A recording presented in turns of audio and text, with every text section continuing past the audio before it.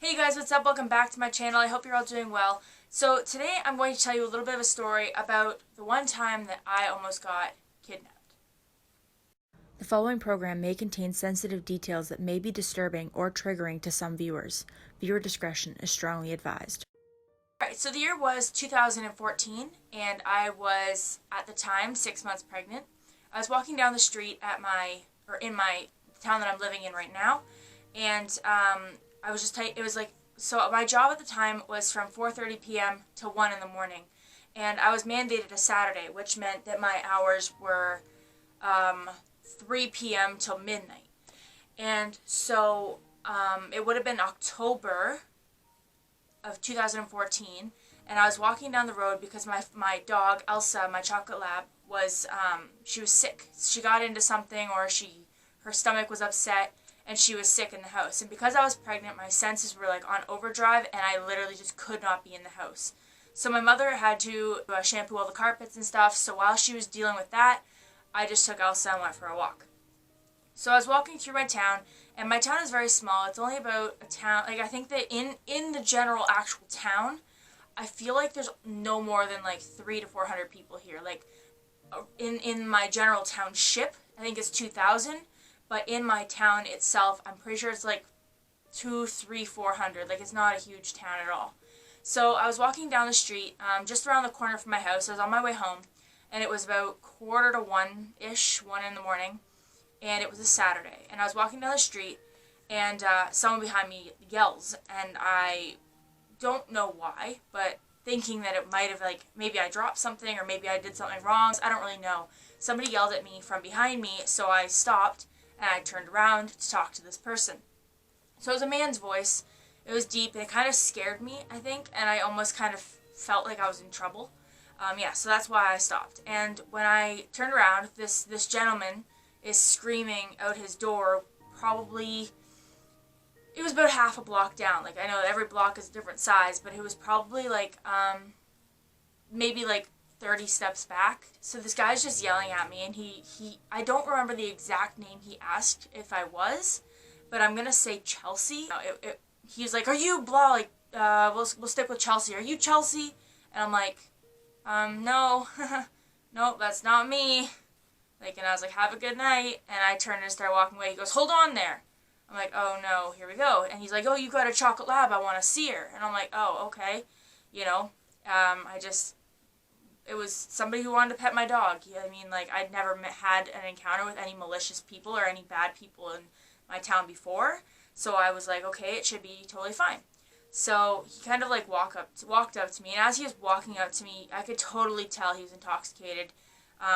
He was like mumbling under his breath as he was walking towards me. He was like stumbling a little bit, and it got to the point, so his house was like here, and then there was like the 30, 40 steps, and then there's like a bridge kind of thing that starts, like there's like a railing because it eventually goes over the river. And so he's like walking, and I'm pretty much right at the railing, and I'm kind of like not really leaning against it, but I'm leaning right next to it, and my dog was sitting up against it. So this guy walks over, and he's so off balance that he grabs the railing right next to my dog's face, and then like gets down really low and starts petting her face. And first of all, it kind of threw me off because, like, who knows, maybe she's vicious. How would, like, I mean, you don't just get into a dog's face like that. But then he starts asking me questions and asking me, like, because I was new in the area, I had just moved there that April, and so he was talking about, like, he was asking me about, like, where I was from and, like, what I do and where I work, and he was telling me that he used to work where I work, but he got fired or he quit, he got injured, I don't really know, I don't really remember, but so he ended up renting a place, or the place that he came out of, and he was fixing it up. He wasn't paying rent because he was fixing it up. Anyway, it doesn't matter. So he tells me this little story, and I'm like, okay, well, I gotta go. It's like 1 o'clock in the morning, and I kind of gotta go home. And he's like, "Oh, is home far for you?" And I'm like, "I'm not gonna answer that question." I'm like, "It's not too far. Like, it's about 5-10 minute walk." It was a little bit less than that, but I wasn't gonna tell him that. And he's like, "Oh, well, what makes you need to get home so bad?" And I'm like, "Well, I very, very, very briefly got into, like, what happened at the house." And I told him, like, she was sick at the house, and so while my mom's cleaning it, I'm just going for a walk. he's like, oh, you couldn't help clean? I'm like, honestly, and I said, I'm 6 months pregnant, and I'm just a little bit over. I've got too many senses going on. I can't handle being in that house right now. Especially because just the week before, my mom and my dog got sprayed by a skunk. So the house already was like, there was just so much going on, and I just had to leave. So he did something weird. After I told him I was pregnant, his entire, like, everything changed about him. He told me I didn't look pregnant. I said, well, yes, I'm 6 months. I'm due in February. And he went, oh, that's so interesting. You should come meet my friends. And I'm like, oh, no, I really have to go. And then he reached down and he grabbed my dog by the collar and dragged her and me attached to the leash into, like, down the street and into his house. So I was like, oh, I really shouldn't, like, I really have to get home. And I was trying to, like, excuse my way out of it, but of course I'm not going to, like, let him take my dog. So I ended up going in this house. And when I went to this house, there's 3 other gentlemen, the fourth in total, there's 4 in total. 3 other gentlemen, they were all plastered, there was beer bottles everywhere. They were all sitting on, like, there was, like, 1 on, like, a computer chair, 2 on, like, this really broken-in couch. And as soon as he still had Elsa by the leash. And as soon as he dragged me into that house, people were like, whoa. Like, beers went down to the table and everyone was like, what's going on? And everyone just went into high alert, and it really obviously freaked me out even more. And they were like, why do you have, and he's like, oh, no, her name's Michelle. She's pregnant and this, and just starts spitting out everything, like, that he thinks he knows about me. Tells them where I work, tells them my name, tells them that I'm new to town, and instantly I'm like, oh my god, like, I didn't realize how easy it was to, like, overshare information, you know, like, it was just, I thought it was just, like, a friendly conversation, like, I was like, this guy's drunk, he's not going to remember it anyway come morning, but this guy drags me into his house, introduces me to all of his friends. Basically, it was, this is Michelle, and then he was like, this is this person, this is this person, this is this person, and like, okay, now that we all know each other, you should, like, let her leave. He's like, oh, no, she can't leave yet, she's got to have a drink. And, like, his friends were all like, you just told us she's pregnant, she's not having a drink. And I'm like, I don't want a drink, I never asked. I honestly, like, the one guy was asking me, like, are you okay? I'm like, I have no idea why he did, like, why I'm here. And so he got up, and he put his arm on, like, this guy's back, and he's like, I think you really need to, like, let this lady go home. And he's like, I think it's time to start shutting it down and go to sleep for the night. We got a lot of work to do tomorrow. And he was starting to, like, it was like he was making excuses for me to leave, which was, like, I'm thankful for. Like, I do have an anxiety disorder, so I kind of shut down. I didn't know what to do. Like, I wasn't in, like, a fight or flight mode. I was just like, I just need to leave with my dog. So this guy, like, lightly tugs this gentleman's hand off Elsa's collar and says, here, I'll walk you out. And this guy gets a little bit physical and pushes him out of the way and says, I'll walk her out, she's my guest. And I was just like, I know the way out, I can just kind of go on my own. And I literally stepped out of the house, waited until the door closed behind me, and my dog, booked it home. But it wasn't just that I booked it home.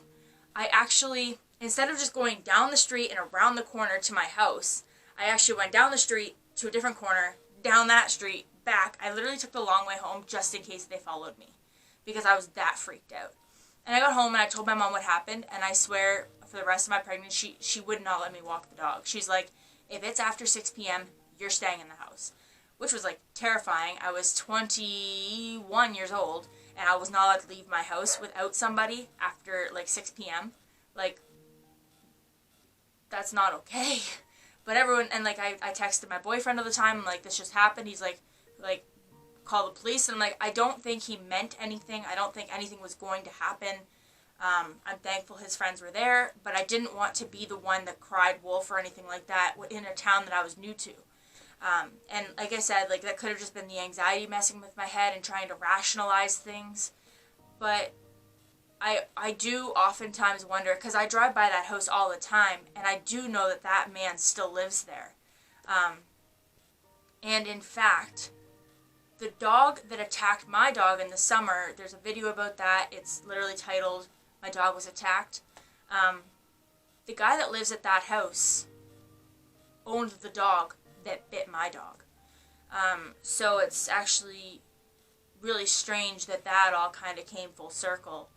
And, well, not really full circle, but, like, it all ended up, like, Elsa almost got put down over that. Like, we were worried because she couldn't walk, she was on medications, pain medications, she had to have physio, she had to have chiropractic treatments, all this stuff, and this gentleman was actually facing jail time because his dog was the one responsible.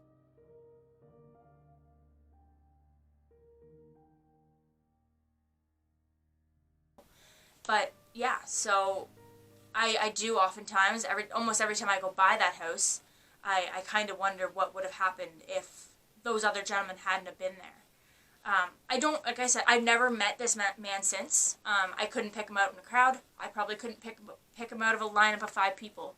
It was so long ago. All I could tell you is he was overweight, he was a man, and he was drunk. I think he had a beard. I don't really remember. I mean, a part of me wants to say I kind of blocked it out, but at the same time, like, I think I was just so focused on how to get out of the situation that I didn't really pay attention to, like, his physical appearance and such. I don't really know if there's a moral to this story. I guess that could have gone a very different direction, and I'm very, very blessed and thankful that it didn't. But yeah, that's a thing that happened to me. It was terrifying. It's, like I said, I want to say I tried to block it out, but clearly I remember, like, literally, I think the thing that plays through my mind the most is Elsa's, like, collar getting grabbed, and then otherwise it's just the look on everyone's, like, I don't remember their faces, but I remember, like, the looks that they had. Like, as soon as I walked in the door, and I obviously probably just didn't look like I wanted to be there, and their faces, they're just like, and the beers all went down pretty much at the same time. And it was just, I don't know, it was a very, very dramatic moment, and it's stuck with me, I guess. But yeah, that's my story. Scary, I guess. I'm really happy that it didn't take the turn it could have taken. I've definitely decided that when I do go for walks with the dogs or anything like that at night, I definitely don't take that route. And I've heard people, like, calling or whatever, yelling in the background, like, when I'm walking, like, since then, and I just don't pay any mind to it because I don't want to be put in another situation. And a lot of the times it's just drunk kids behind me because there's a bar around the corner too. So yeah. Anyways, so that was my story. Part of me wants to say I hope you enjoyed it, but I mean, I hope you enjoyed it, I guess. I mean, I'm okay, I'm safe, and Elsa's okay, she's safe, and this was 5 years ago, so it's kind of like old news, but it still happened, and it was terrifying. So that is my story of how I almost got kidnapped. Because like I said, if his friends hadn't have been there, I honestly don't know what would have happened. Maybe I don't even want to think about it, actually, but I don't know what would have happened. That's the point. Anyways, I hope you guys enjoyed this video. If you did, please remember to give it a thumbs up and subscribe if you haven't already. And I will see you guys next week with another video. Bye.